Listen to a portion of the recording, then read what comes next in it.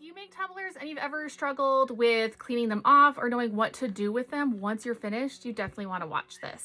Hey, it's Lisa here with the Colored Umbrella, and today we're going to talk about cleaning our tumblers when they're done.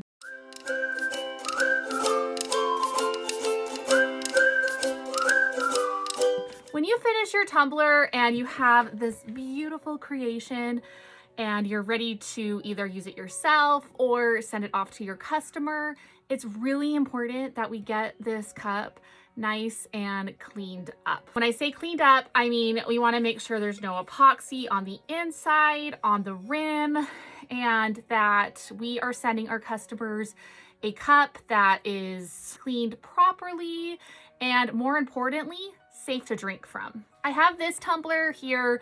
It is completely finished. I've got all of my resin on it. It's nice and smooth, but as you can see, I've got some stuff right here on the rim that is not, I mean, it doesn't look the best, and also it kind of makes this cup unusable. So let's get this cleaned up so that we can get it used. So what do you need to clean out your tumbler? You only need a couple things. It's really easy. I like to use a kind of like an Acetone knife. My favorite's actually the Cricut True Control knife. I mean, I'm not a big fan of a lot of things from Cricut, but this is like one of the best things that Cricut has. Also, some 100% acetone. That is essential, as well as some paper towels or a microfiber cloth, just something that you can put that on to wipe the inside. Another thing that is great to have is sanding block. I know some people also use a Dremel. I like just to use a sanding block just because I feel like I have more control with that, especially when I'm finishing my cup. If the cup's not finished, then yeah, I'm all about the tools. But with the finishing, I just want to make sure I don't risk messing it up at all. And that's it.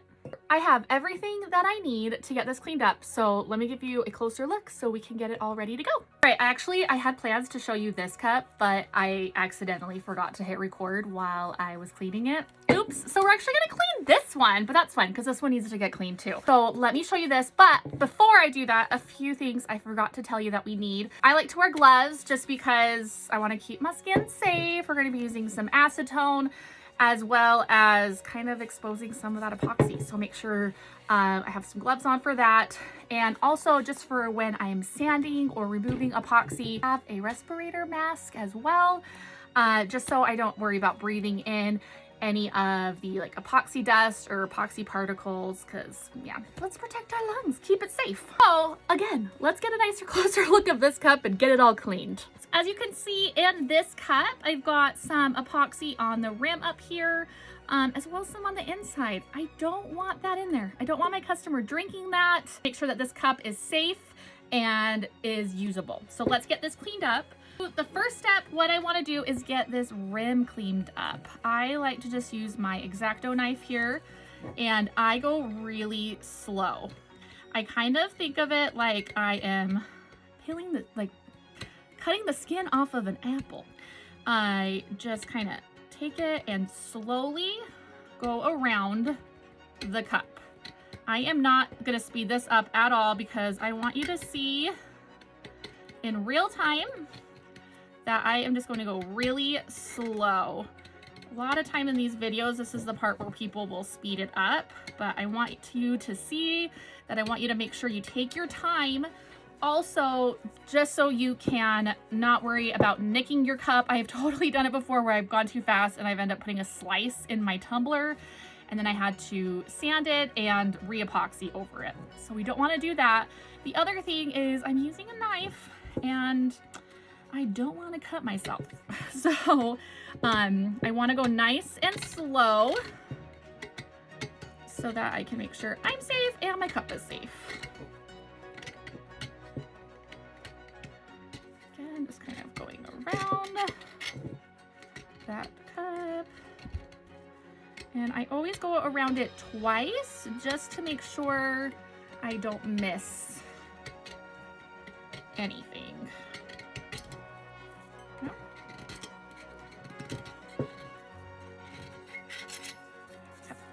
Now once I've done the top, then I will just take my knife and I'm just gonna kind of run it around the inside, because if you have any epoxy on the inside, you usually can just pop it off with your knife, which is always my preferred method. I try not to sand it too much if I don't have to.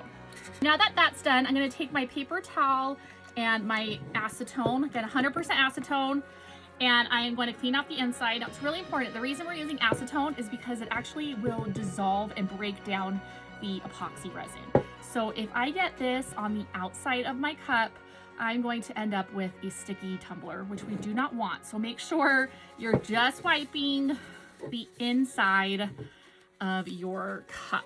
All right, so just going to clean that.